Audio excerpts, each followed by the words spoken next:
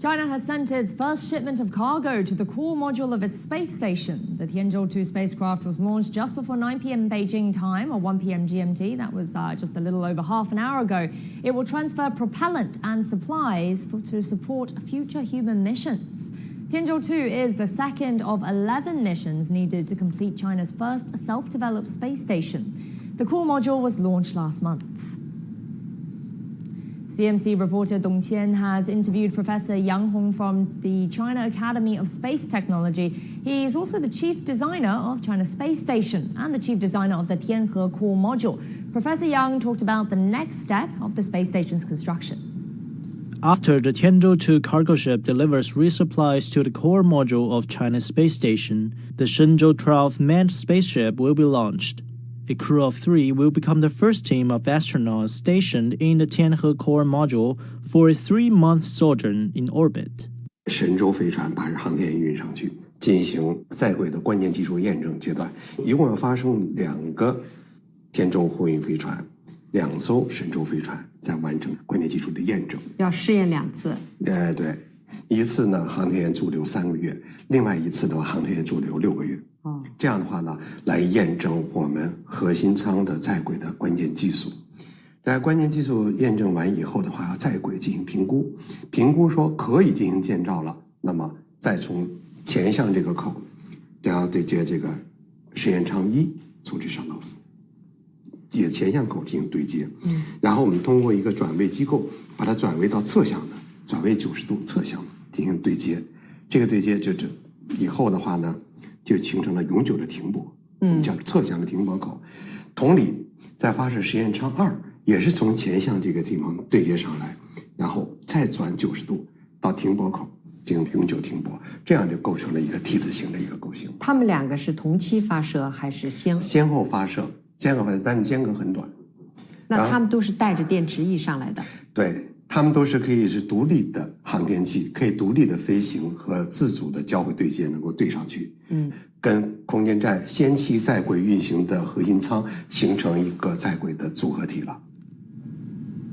Now let's talk about this with Yang Yuguang. He joins us via Skype from Beijing. He's a professor at China Aerospace Science and Industry Corporation. Professor Yang, it's great to see you. Now, I want to talk to you first about the significance of this launch. Well, you know that the launch today is really, really important. Let's go back into history. Look, you see that just before the first cargo ship progress of former Soviet Union come into orbit, the longest duration, the records were made by the Skylab 4, which is Apollo spaceship docked to the Skylab 1 space station. So the astronauts stayed there for 84 days. But you see, this time the Shenzhou-12 mission, as my colleague Mr. Yang Hong has mentioned, will stay in the Tianhe core module for about 3 months. So without the resupplies, without the oxygen, water, food, and other resupplies taken by the Tianzhou-2 cargo ship to the Tianhe core module, the astronaut cannot stay there for 3 months. So this is very necessary. You see, the first cargo ship, the Progress, were docked into the first of the second generation space station, Salyut 6, in 1977. With the help of this kind of cargo ships, it breaks the records for about 185 days achieved by the Soviet Union cosmonauts. So you see, the cargo ship is a necessary condition for the continuous or a permanent residence of astronauts in space. Professor Yang, just to tell us in a bit more details about the cargo, the materials that's on the Tianzhou-2. Yes, besides the what I have mentioned, the food, the water, oxygen, and other resupplies, the Tianzhou-2 also brings, it is very interesting, 2 sets of EVA spacesuits.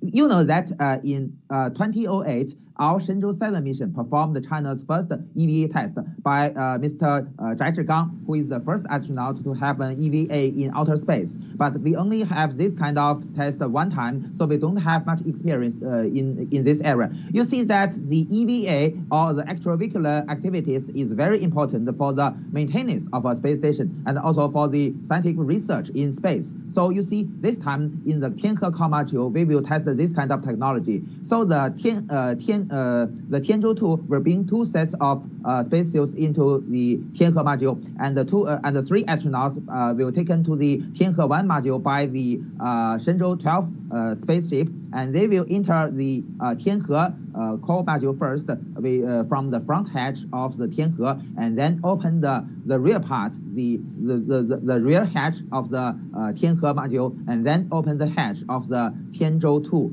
cargo ship, and take the resupplies and also take the 2 EVA spacesuits to the core module. And you see the hatch on the node point, or the of the Tianhe-1 is also on the top of the node module, which can act as a hatch for the EVA.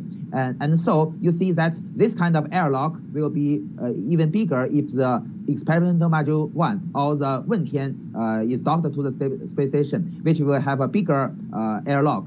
And with this kind of instruments and facilities, we can perform this kind of EVA or extravehicular activities longer than the Shenzhou-7 mission. And also, you see that the Tianzhou-2 cargo ship is not only a resupply ship. It is more important. As Mr. Yang Hong has mentioned, we not only will construct our station, just before that, we will demonstrate many critical technologies. You see, we've already mastered most of the technologies, such as the docking and rendezvous, such as the midterm residence in space, these kind of technologies by the former missions in Tiangong-1 and Tiangong-2. But still, there are many critical technologies. You see, as Yang Hong has mentioned, our future space station will be a T-shaped station. The 2 experiment modules will dock to the side docking port or the berthing ports. Not like other countries, we will use a different technology called the transposition technology with this kind of very special transposition mechanisms. So the Tianzhou-2, after it delivers its resupplies, it will dock to the front docking port, and with the help of the robotic arms, it will demonstrate the transposition technologies. This is also very important for the future construction of the China space station. Right. Just after that, we will also test the technologies, other technologies such as refueling. Although we've already tested this technology in our Tianzhou-1 and Tiangong-2 mission, but still, this is the first time that in an operational flight mission. So the Tianhe-2 will provide the propellants for the Tianhe-1 core module. So the next step is for 3 astronauts to be sent to the core module. How far away are we from that happening? Originally, according to the announcement of China Manned Space Agency, it will happen in June. But you see that because of we found some malfunction just before the launch, just after today, 1 week before. So we delayed this launch. The Tianzhou-2 mission is delayed. So I believe that maybe some delay. Maybe it is in June or July. But you see that the Shenzhou-12 mission will be a very important mission for not only the construction, but also to master the technologies, especially the regenerative life support system. You see, during the before missions, in all the Tiangong missions and in all the Shenzhou missions, they used non-regenerative life support system. So the oxygen, the water are not reused. This time, we will test the regenerative life support system in the Tianhe-1 in the Tianhe-1 core module. We have this kind of instrument on board the station, but only when the astronauts is entered this core module, we can perform this kind of research. It is very interesting that even the urine of the astronauts will be reused into water to generate oxygen or even drink by them directly. So in the space of time that these astronauts will be in the space station, how many more cargo ships are expected then or planned if there is such a regenerative system going on? Well, with you know that we astronauts can stay in the Tianhe-1 for 3 months. This is not because we don't have enough resupply, but because we will also carry other instruments to the station, such as the EVA space suits, as I have mentioned. So for the Tianzhou-3 mission, you see that the 3 astronauts taken by the Shenzhou 13 spaceship will take to the Tianhe-1 core module, and 3 astronauts will stay there for half a year. So the Tianzhou-3 cargo ship will bring the resupplies for Professor Yang, I'm so sorry to have to cut you off. This is really interesting what you're telling us now, but we want to go and look at some of the live pictures of the launch. Yes. Pictures of the launch. So, as we said, China sent its first shipment of cargo to the core module of its space station. The Tianzhou-2 spacecraft was launched just before 9 p.m. Beijing time. That was just over 40 minutes ago, or that was 1 p.m. GMT. Now, what this will do is to transfer propellant and supplies for support future human missions. So, let's take a look back at some of this exciting process.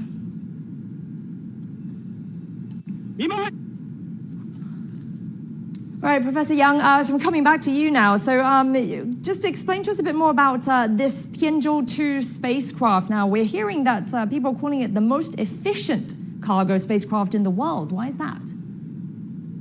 Exactly. You see, the United States have the Dragon cargo ship, have the Cygnus cargo ship. The Soviet Union and Russia have the Progress cargo ship, and Europe have ATV, and Japan has HTV. All these spacecraft have their own features. The largest one is ATV, which can bring about 8 tons of resupply to the International Space Station. But we should also know that the ATV is very huge, more than 16 tons. So although our Tianzhou cargo ship is not the largest one, which is only about 13 tons, but it can provide more than 6.5 tons of resupply to the station, including the food, water, and also including the propellant. So you see, more than half of the mass of the total mass of the Tianzhou is the resupply. So it is the most efficient cargo ship comparing with the cargo ships of other countries. All right. And Professor Yang, something I want to know about the astronauts when they're in the space station. So we're hearing that there can be 16 sunrises a day on a space station. How is this going to affect their biological clock? You know, are their schedules, obviously they're going to be different from those on Earth. So how do they handle this? What kind of training has been given to them? Don't worry. So, according to the announcement of China Astronaut Center, they will stay in the station with a schedule of Beijing time. So that means that they will get up every morning, like in the like Earth in Beijing time, and also sleep at night according to Beijing time. So they will have the same schedule as the Earth. Actually speaking, the astronauts will be very, very busy. You see, they have a lot of work to do. This time we will not only operate the station, but also, as we have discussed, we will test the technologies. So the astronauts will perform the EVA, as I have mentioned, and also they will operate the robotic arm to have all kinds of operations, such as the transposition of the robotic arm from one place to another, and also use the robotic arm to take a lot of very complex operations. And also they will, as you have mentioned, have many experiments inside the station, like the biological experiments, like the fluid mechanics experiments, and also even the growing of plants or some other things. So they will be very busy in the station, and also the food, I have mentioned, from the resupply ship will be very delicious for them. And also, I believe that like the astronauts from the International Space Station, the most enjoyable thing for them is to observe the Earth. There are windows on the Tianhe core module, so they will enjoy the beautiful sightseeing on the Earth everywhere from the window. I believe that will be the most happy time for the astronaut. Yeah, I mean, no doubt it's going to be a very fascinating experience, one that, you know, we can only really imagine to happen. Now, we're just looking at the pictures of the launch earlier now.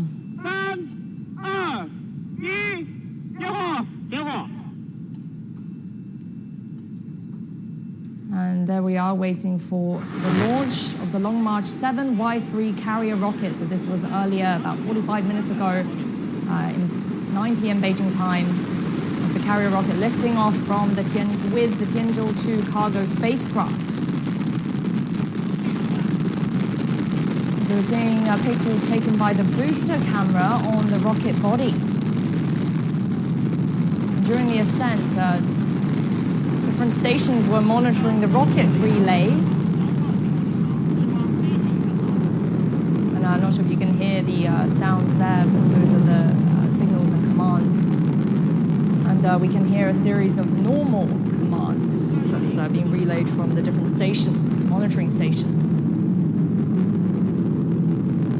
And The Tianzhou-2, as we said earlier, is a cargo spacecraft, and it's been carried by this Long March 7 carrier rocket. And that is a new generation of medium-sized carrier rockets developed for China's manned space project. And its main target orbit is low Earth orbit, which is 200 kilometers in perigee and 400 kilometers in apogee.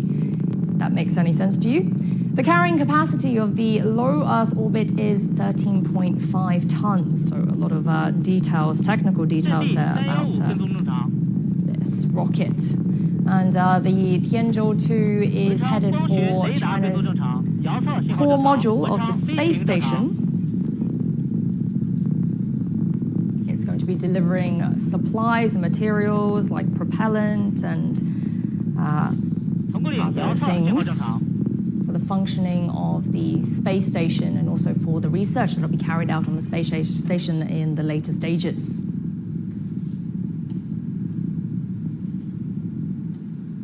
So what you're seeing now is the staff busy in the hall, all absolutely fascinated and enwrapped with what's going on there. Anxious, no doubt.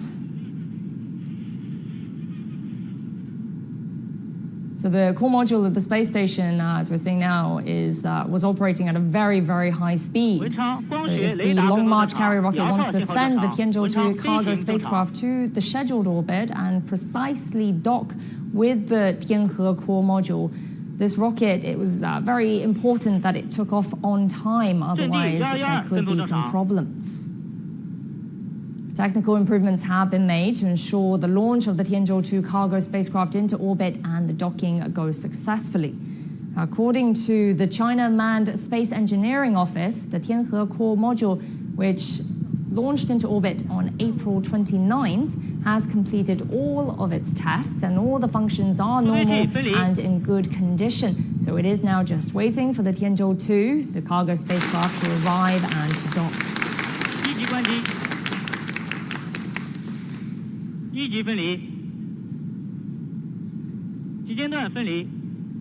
now you're looking at the simulation image on the right. You can see there that the booster has separated.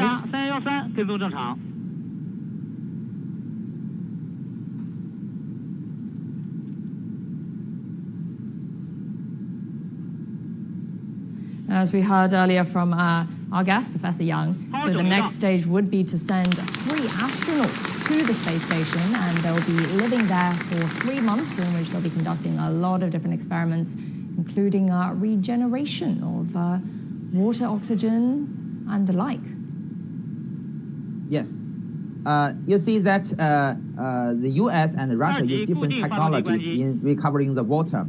This is very critical. Not only the condensation water come from the vapor from the sweat or the vapors inside the station will be recovered, but also, as I mentioned, the urine will be recovered. This we use the device called a vapor compression distillation device.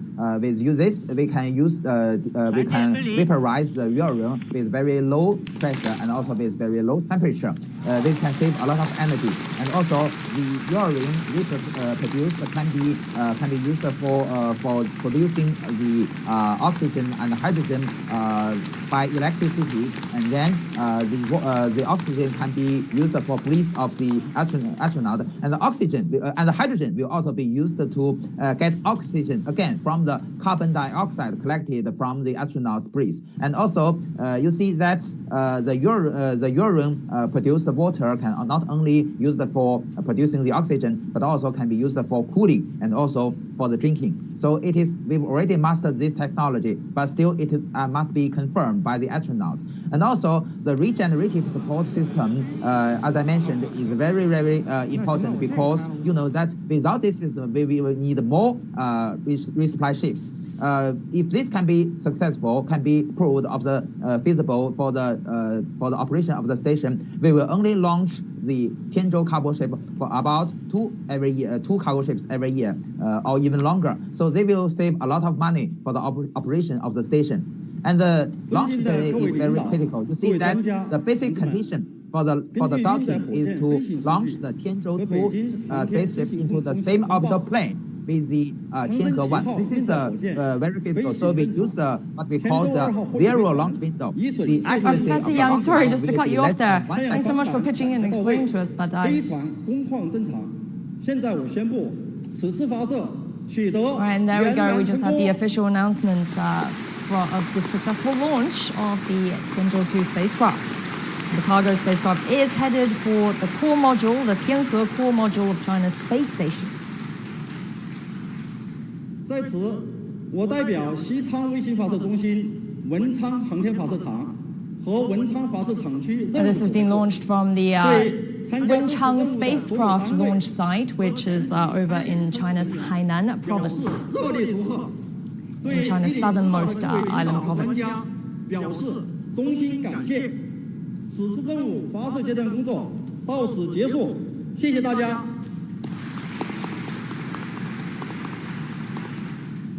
All right, Professor Yang, let's get back to you just to talk a bit more about this. So explain to us, so this is stage 2 of the 11 missions, right, that China has planned. So what's coming up next? Well, you see that the docking and rendezvous is very, very complex. You see the basic condition for the docking between the Tianhe-1 core module and the Tianzhou-2 spacecraft. The basic requirement is that they must get into the same orbital plane. So we only have the launch window when the launch site is passing through the orbital plane of the Tianhe-1. So that is what we call the zero launch window, which means that the accuracy of the launch time, the liftoff, must be better than 1 second. So you can see how critical it is. And after they have come into the same orbital plane, usually they are not in the same position. So that is the reason that you have already described or repeated the parameters or the orbital parameters of Tianzhou-2. You see it's a little bit lower than the Tianhe-1, which means that it's orbiting the Earth faster than the Tianhe-1. So this makes it a chance of chasing the Tianhe-1 core module closer and closer. And once they have come into a distance less than 50 kilometers, they will use the instruments such as the rendezvous and the docking radar, and also the LiDAR, and also other optical sensors to measure the relative distance, relative angle, and other parameters. So this will be another critical stage. Although we've already mastered this technology and performed many times, but still it is very risky and very dangerous. So we will have automatic docking by the by the Tianzhou-2 spacecraft as the active one, and the Tianhe-1 core module as the inactive one, and they dock together automatically. I've heard this docking described as, as intricate, as difficult as, threading a needle. How do they train for this? Well, you see that this one will be automatic docking. But actually speaking, to be a kind of redundancy or to be more reliable, in fact, we also have manual docking. In the future, maybe in Shenzhou-12 missions, or we will be in Shenzhou-13 mission, we will test the technology of manual docking, not by the Shenzhou spaceship, but the Tianzhou spaceship. This is different because it will be a remote-controlled manual docking. So the astronauts will stay in the Tianhe-1 module, and they will have the remote control of the Tianzhou-2 or Tianzhou-3 cargo ship, and then manually they dock with the station. But you see, this is really, really dangerous. In the years before, during the docking of the Progress M34 cargo ship with the Mir space station, there is something wrong happened. The cargo ship collided with the station, and some of the one of the module depressed by a very big hole. So you see how difficult and how dangerous it is. Professor Yang, would there be much international cooperation in the plans ahead for China when it comes to the space station?